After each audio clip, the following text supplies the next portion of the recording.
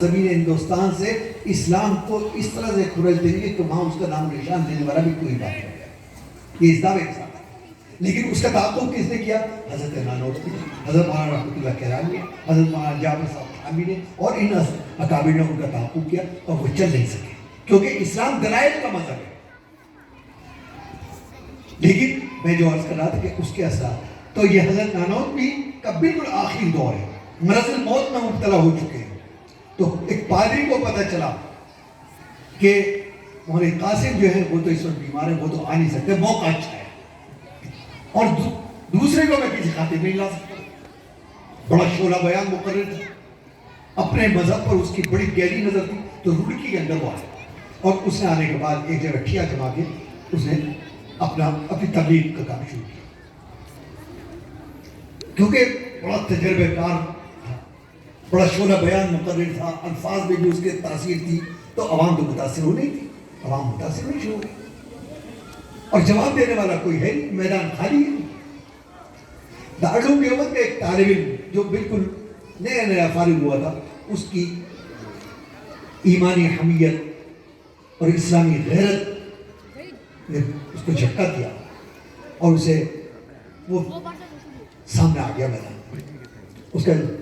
لیکن یہ ایک نو آموز طالب علم نیا نیا فارغ ہوا، وہ ایک تجربہ کار اور شعلہ بیان مقرر پادری تو چل نہیں سکا، اسے بھی اپنی جان بچانی بھاری ہوئی. تو وہاں ایک مدرسہ ہوا کرتا تھا جہاں صرف حفظ قرآن کی تعلیم ہوتی تھی. اس مدرسے کے گیٹ سے ملی ہوئی ایک نان بائی کی دکان تھی جو نان لگایا کرتا، روٹی بنایا کرتا. وہ بھی بیٹھا سن رہا تھا، روٹی بنا رہا، ہاتھ اس کے آٹے میں، اور اس کی غیرت اندر سے جیسے جھنجھوڑ کے رکھ دیا ہو کہ آج تو اسلام کی کہ ایسا نہ ہو کہ ہمیں سکھی ہو جائے، مسلمانوں کی سکھی ہو جائے، اسلام ہمارے ہو.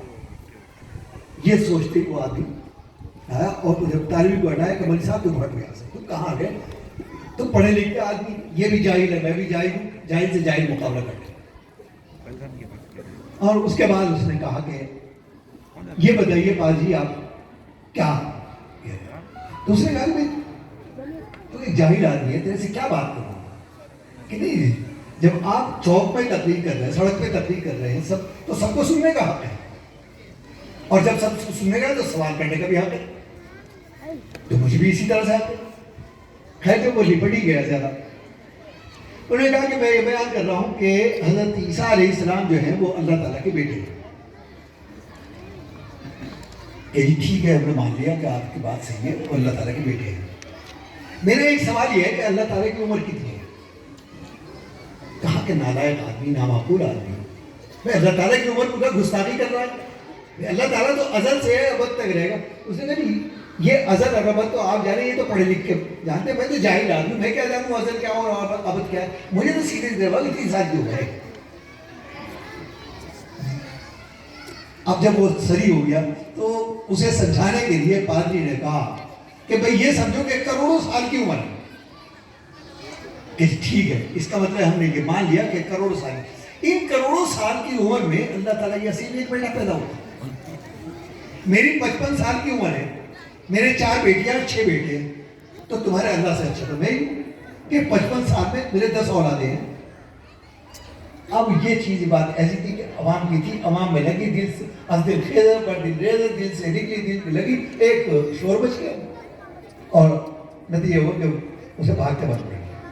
یہ بات جب حضرت مولانا یعقوب صاحب جو دارالعلوم دیوبند کے اولین صدر مدرسین ہیں ان تک پہنچی، تو انہوں نے کہا کہ اس بھٹیارے نے، اس نان بھائی نے بات بڑی پتے کی کہی تھی، لیکن جاہل تھا، اس کی جہالت کی اس طرح میں گئی. اس کا کہنا یہ منشا یہ تھا کہ اگر اولاد کا ہونا ہنر ہے، کمال ہے، تو پھر اس حساب سے تو اللہ تعالیٰ کے اربوں خربوں بیٹے ہونے چاہیے تھے.